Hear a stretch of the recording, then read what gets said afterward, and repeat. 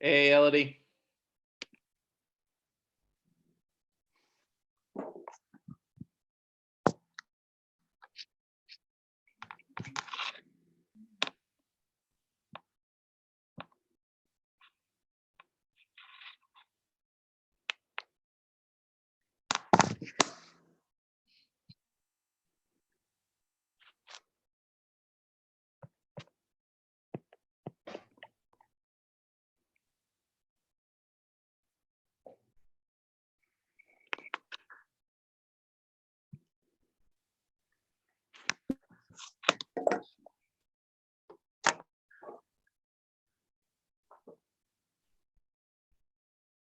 Ken, I need to work on that ceiling fan for you, my friend.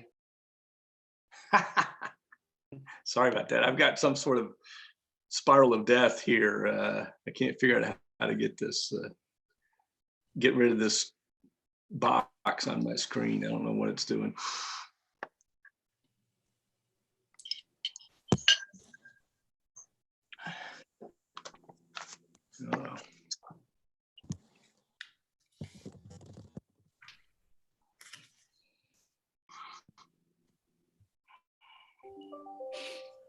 Can you see us, Ken?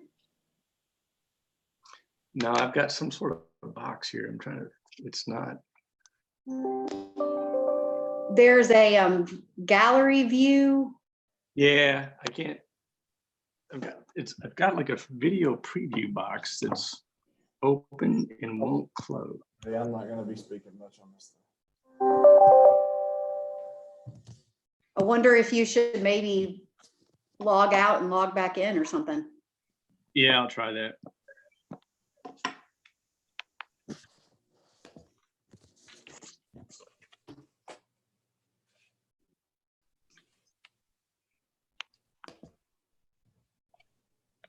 Hey, Kevin, it's one. I can go ahead and read the statement to get that out of the way if that's okay with you. Yeah, I don't think Ken will mind. All right. Due to the COVID-19 pandemic state of emergency and Governor Beshear's executive orders regarding social distancing, this meeting is being held via teleconference pursuant to Senate Bill 150 as signed by the governor on March 30th, 2020 and Attorney General Opinion 20-05 and in accordance with KRS 61.826 because it is not feasible to offer a primary physical location for the meeting. Ken, we went ahead and got that out of the way for you while you reconnected. Okay.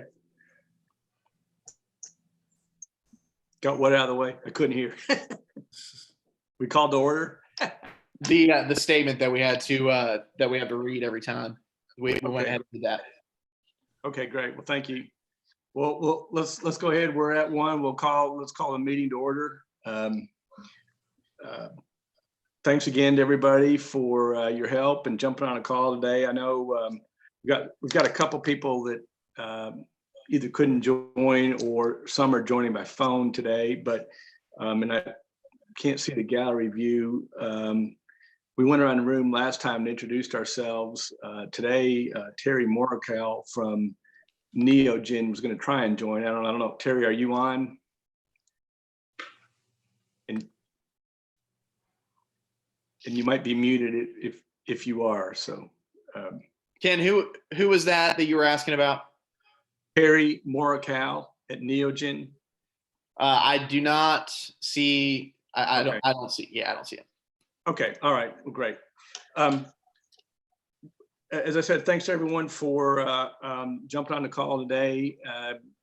Yesterday, you had some emails from us and possibly some other folks, including last evening, sent to you at least a draft report to the mayor's committee.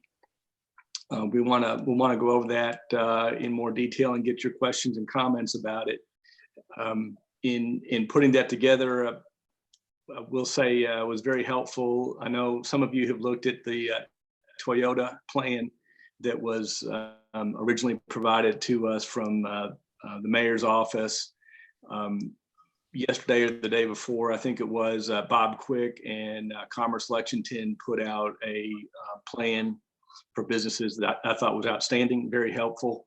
I don't know if other folks have been able to see that or not, Bob, you may have just shared that with the mayor's committee. I'm not sure, but Bob, if folks want to access that, can they go to your website and find that? Yes, if you go to www.commercelexington.com, click on the coronavirus section, which will be right there in front of you. It's listed there. Great. I thought it was very, very extremely well done and very good. So, Thank you. What we did, we used the background materials that we had from Toyota, the Commerce Lexington plan. We also had 2 or 3 reopening plans from some private businesses that were made available to us. And so using all those resources, the Knoxville plan and et cetera, we tried to put together a plan for this group to recommend to the mayor. The request from the mayor's office was that it be succinct. And so we tried to keep it as brief as possible and not too wordy, which is difficult for a lawyer to do, to keep it brief and not too wordy. So hopefully there weren't too many Latin phrases in there. What I'd like to do, I'll run through the very quickly again, the governor's 10 rules for reopening. The objective was to address those 10 rules in our plan. And as we know from our first conversation, we're focused on professional services, finance, headquarters, business industry, and services. So we try to tailor our recommendations for those kinds of business, although there's a wide variety covered there. We know from our conversation last week that some of our businesses are tenants in office buildings. Others may have their own building. Some are combination of manufacturing with office space. So we do cover a wide variety here, and we also have some folks on our group whose workers go out to other businesses or to homes to perform their duties. So again, we try to cover all that. Just to run down the governor's rules again quickly, the first rule was continue to telework where possible, use a phased return to work, do on-site temperature and health checks, use universal masks and other necessary PPE, close common areas, enforce social distancing, limit face-to-face meetings, use sanitizer and hand wash stations, create special accommodations, particularly for high-risk individuals, and then have a testing plan. In putting together the draft report, my sense of it was there's a lot of information on 9 of those 10 rules. The one that I was more vague about and unclear on is a testing plan.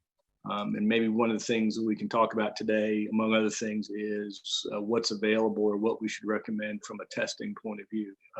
But maybe before we get to that, what makes sense is I'm happy to just open the floor. If you all have had a chance to look at that draft report, if you have comments that you want to provide or give to us, Elodie and I can keep notes and revise accordingly. So unless anyone has anything else you want to bring up first, happy to hear your thoughts on the draft. Hey, Ken, this is Lenny. I've got a couple, generally agree with everything. One of the points was keeping office doors closed, which Right. I guess I didn't quite follow the logic and the thinking there. Occupied offices closed, unoccupied offices closed, keep the people out of the space. And then the only touching doors, elevator buttons, and other surface with a gloved hand or paper towel. Sort of a little bit, vague for me. People entering a building, they have a gloved hand, not have a gloved hand. So I guess that was a couple for me that I was sort of a little bit curious about some more clarity on. Yeah, on the closed door, the idea there was if, for example, a law office where we have individual offices, the idea being if you're in your office, you close the door, you don't have to wear a mask. Given the distance involved, I think chances are if you're in your office, even with your door open, doesn't probably still don't need a mask, but that was at least one of the protocols that our firm is following.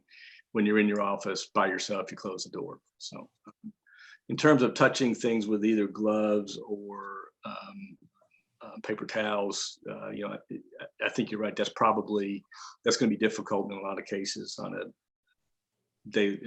day at work. Probably not going to be able to follow that. So we'll adjust that as much as possible. So.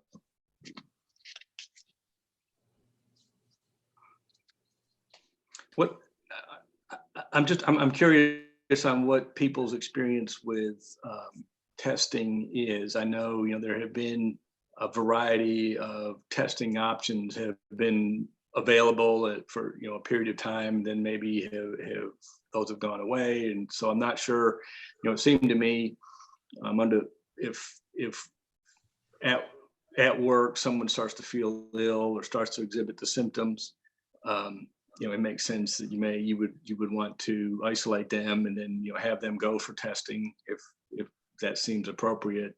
But I don't know what the options are currently for testing or what they're going to be on a long-term basis. And does anyone have any additional information on that? I guess the question is this a living document that we're going to continue to edit as we get more information, specifically around testing and some other protocols, or is this something we publish and forget? Because I guess there's kind of a difference there, especially with recommended testing sites. Yeah, I think Kevin could address that. Kevin? Yeah, Chris, I think the answer to that is, it is a recommendation document. So this is the initial phase of the recommendations that would go to the governor's office about reopening.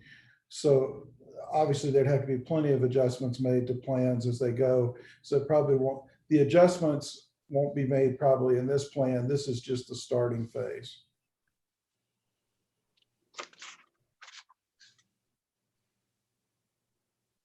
I'll say something about, testing. We've had people with symptoms.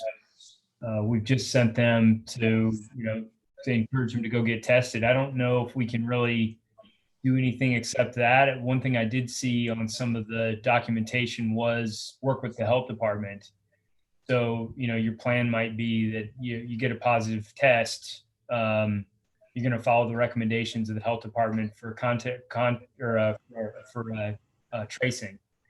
One thing we've got in our plan is if we get a positive test at work, we're going to shut down for at least a day to clean and that kind of thing. I think psychologically we haven't had a positive test here from anybody yet, and we think that people will be reluctant to come to work the next day. That's not testing, but that's just a practice that we've got.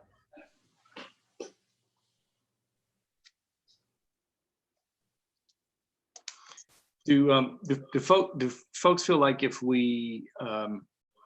someone tests positive or exhibits symptoms and they work in close proximity to other people at the office, should there be a recommendation that those people are contacted and told to go get tested, or is it just you wait and see if they start to exhibit symptoms?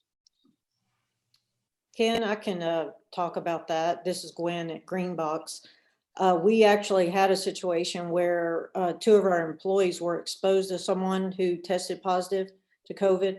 So we immediately sent them for testing, and they weren't allowed back until they had actually been at the house prior, what would have been beyond the period, the 14 days, but we still took the precautions and had them tested, and then waited until we got the test back to bring them back. And then, of course, under the guidelines, still paid them for that time off. And it took both of them. One was tested on a Wednesday, the other one on a Thursday, and we got the results back the following Tuesday and Wednesday. That's how long it took. And that was 2 weeks ago. We had, just as another point, we had an employee recently who she's a caretaker for her parents and just kind of wanted to go get tested just to be safe, and found a testing location, got the results in 3.5 hours. So that's where I kind of wonder if we can, if appropriate, if this can be a living document, we can recommend testing sites for businesses, local businesses, that maybe have quick turnaround times or have free times. Again, I don't know how deep we want to go. Chris, this is Lindy. We had the same thing. We had somebody that was running a fever at home, took their temperature, didn't come in, went and got tested, and within 4 hours had the results back here. And that was within the last 10 days or so. So Ken, to Chris's question, which I think I thought about it after I stopped. If the question is, can we set up some type of link on a city page that stays up to date on guidance, regs, those kind of things? I think that's something where people can have a quick reference point, who does testing, those kind of things. If that's the question, I think we can, if that's really the intent, I think we can do that. That's exactly the question. Because again, internally, we're trying to figure out if, again, we have a situation, you know, what are we telling the employee? Where should they go? And again, we want to make sure that we give them good, accurate advice.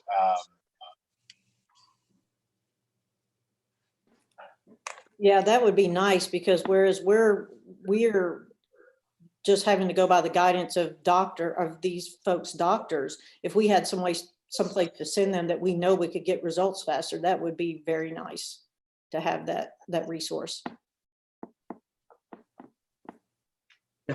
For those of you who have sent folks for testing, have you talked to the employee and said, go get tested and let us know what happens? Or do you say, we want you to go to one of the hospitals and get tested? And how have you handled that mechanically?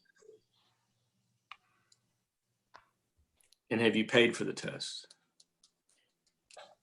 If you don't mind answering.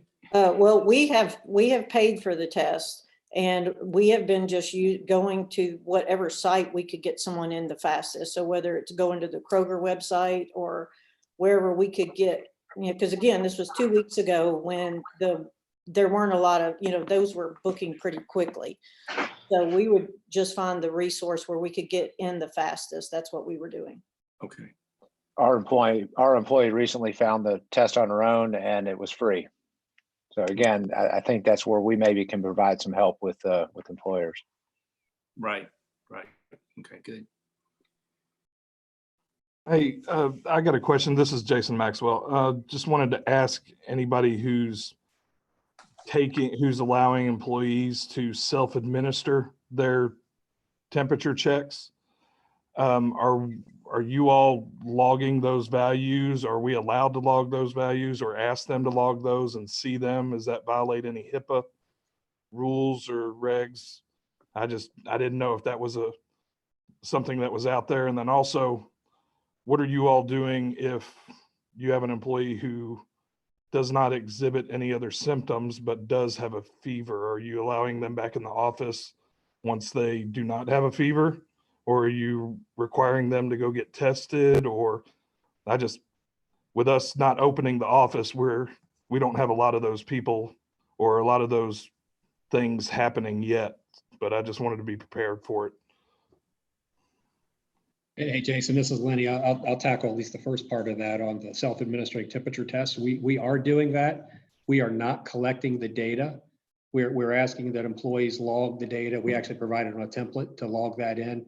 And then we're going to run through an audit procedure to go back and periodically do it. But we sort of, you know, on advice of our counsel, you know, there's some unclarity about whether or not, you know, they'll sort of waive HIPAA. But we thought in an abundance of caution, we did not want to record the sort of standard temperature data. So we're asking employees to do that at home and then have a process to go random audit. Lenny, did you say in our last call that as people came in, you asked them to sign a form that they don't have symptoms? So we asked them to sign a form saying that they wouldn't come to work if they had a fever above 104, that they would take it every day. And everybody did. And if they wouldn't have, we were going to turn their badges off and restrict access. And so we had full compliance with that. And people it hasn't seemed to be onerous. And so you hear people, you know, they'll come in and, you know, they'll tell you that, oh, my temperature was, you know, 94.5. I really run low and things like that. So I think people are actually doing it. Mm-hmm. Okay. Good.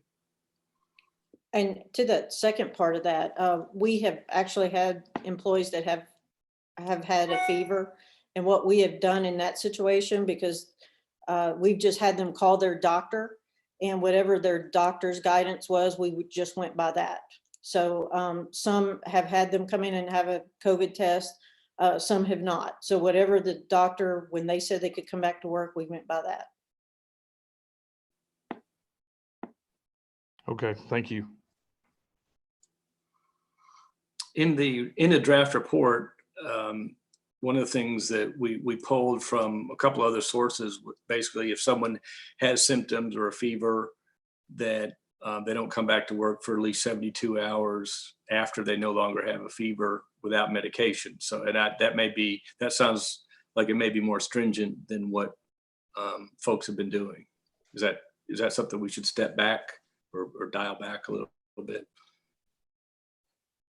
Hey, Ken, this is Molly. We have actually had several have fevers early on, and we stuck with what Gwen just described. So just taking it from a larger corporate level, we're also relying on the doctors and not actually stipulating. Okay. All right, so maybe that's what we'll do then, and we'll change the report to say if someone exhibits fever or has a positive test, that then they would not come back to work until authorized by their doctor. Okay.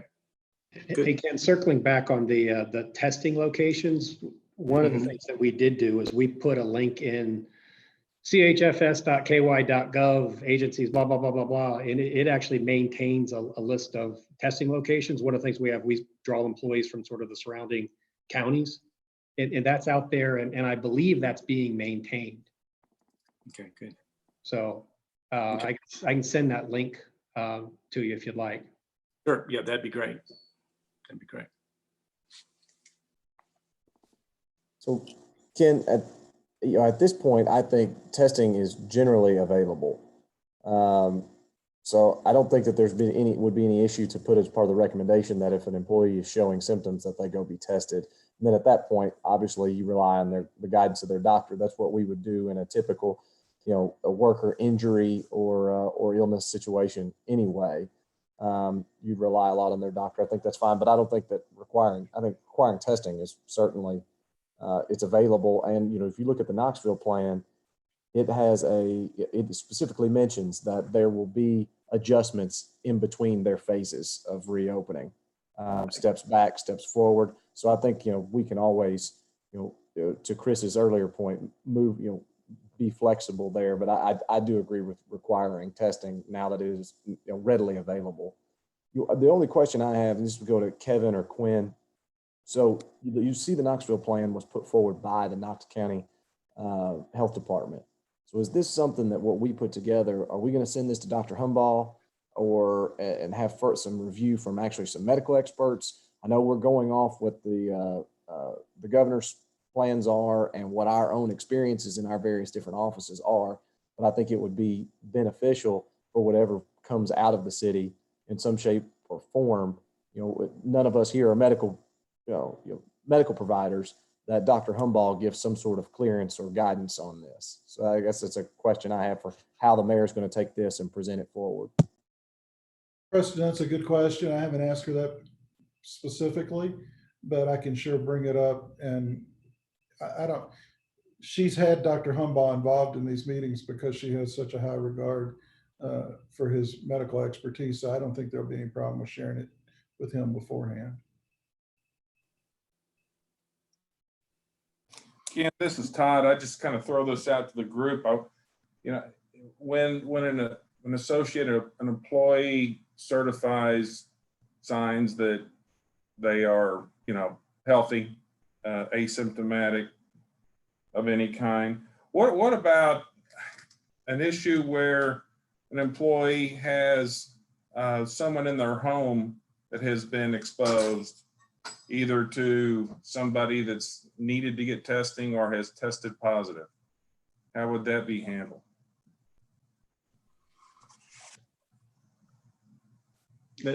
That's, I was asking a question earlier, and I don't know that we closed the loop on it, but to that point, if it seems to me when someone shows up for work, in addition to whether they have symptoms, that is a legitimate question. Does anyone in your home have symptoms, or you've been exposed to anybody with symptoms or with a positive test?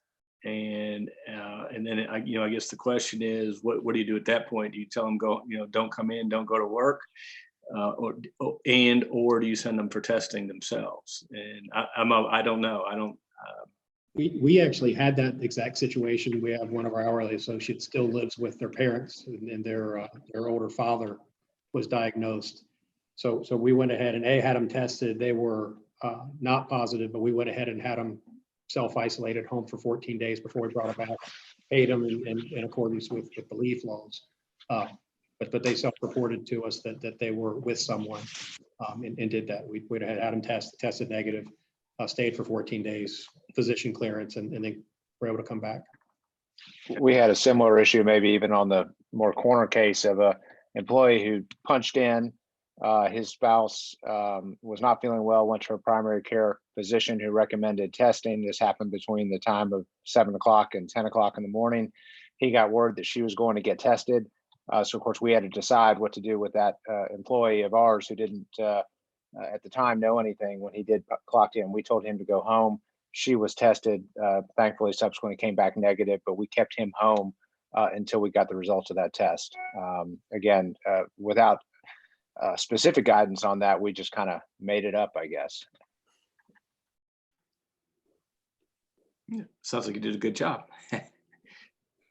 Well, but then you get into the further question of, so he was in the construction department, and he had been working in a barn on a repair in a room. He then went home. We had a subsequent construction worker come to work in that same room. So then the question is, do you sanitize the room? Right. Okay, we did. Then the further question is that employee who came after him, Right. do you send him home Right. for some period of time? We decided in that case not to send that employee home, but we did sanitize the room. So again, you start running down these chains of gray areas, and it comes pretty sticky. Right. Yeah, that was one of my testing questions was, in addition, so the second employee who's now been around the first employee who's off getting tested, you basically trace to another person. Do you have that second person? It seems your options are you can isolate, you can send them for testing, or both. Right. And in this case, the employees didn't come in direct contact. They were sort of, one was doing some carpentry, another was doing some other work. And so, but again, in the same physical area that of course was touched. I don't know. It's tough. Right. Right.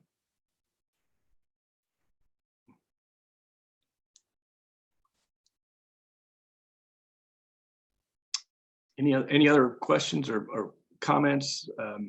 I should have mentioned earlier, I know several of you also completed the survey that Elodie sent out, which we also used those answers. That was helpful. And at in your answers as well, the question of testing, when and where, et cetera, seemed that was another common theme there. Appreciate everyone's who took the time to answer that was helpful. Hey, Ken, it's Molly. I just a quick question, and maybe it's not for this committee or for this piece of information, but just trying to figure out how long to enforce these rules or suggestions that we're putting forth. Yeah, that's a good question. And that may be that's part of, that may be part of the update. One of the things I thought was interesting about the Knoxville plan was it did address, it at least attempted to address phases over time. But consistent with our earlier conversation, that seems to be something that we would need. This plan, or any plan that the city has, would need to be adjusted on an ongoing basis as things develop. For example, I know some people are saying that later this summer or fall, there could be another spike in cases or something like that. So that if there is a spike, that may mean these rules and others will continue to apply. If it goes away over the summer and things look great, this may all sort of run its course.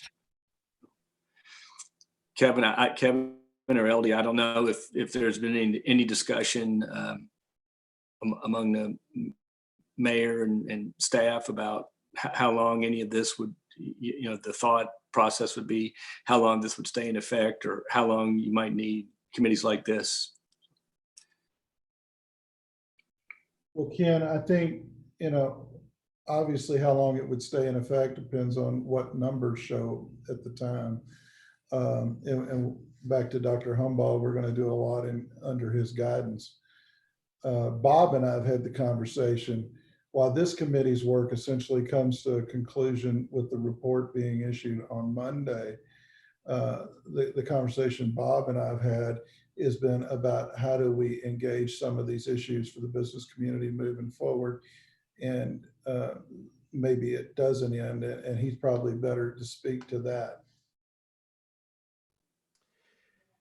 So as we go through additional phases and over time, we're trying to figure out how do we keep providing information, just like that one document that we came out with last week. It's a continual upgrade. And so what I'm trying to figure out now is how do we continue to pull people together to have these conversations, to share best practices, to share changes in guidance. And then even further down the road is how do we take all lessons learned and figure out how, if in a natural disaster / man-made disaster, how do we better plan following the data and following best practices, lessons learned. So right now, what I'm trying to figure out is how do we, just like Lenny's plugged into and Kevin into some discussions we've had with some of the larger companies. How do we kind of keep those things going? And then we've got all kinds of other groups, the other 9 groups I've worked with, subgroups. How do we try to bring them into this to where we can go forward? So it sounds easy, but it's not. But I'm trying to figure out how to keep this process going with many of the different groups. I don't know if that answers your question, but this is an ever evolving story.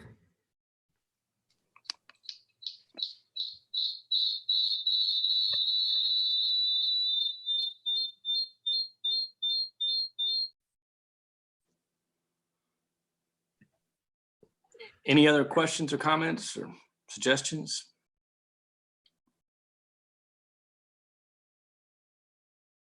Okay, great. Well, Ken, this is Todd with Republic. I think the question was asked of me last time about the number of people or capacity in our banking centers. And the answer really is we don't think we can effectively name a particular capacity number that would be appropriate for any of our facilities. It's really going to be the use of some common sense and floor markings and keeping that social distance. The layouts are just too different to name a certain number. Okay, thank you. Hey, Ken, just one note I think I'd like to make for the final report that will, so as obviously this is one piece of a 16 subcommittee final report that the mayor will submit to the governor on Monday.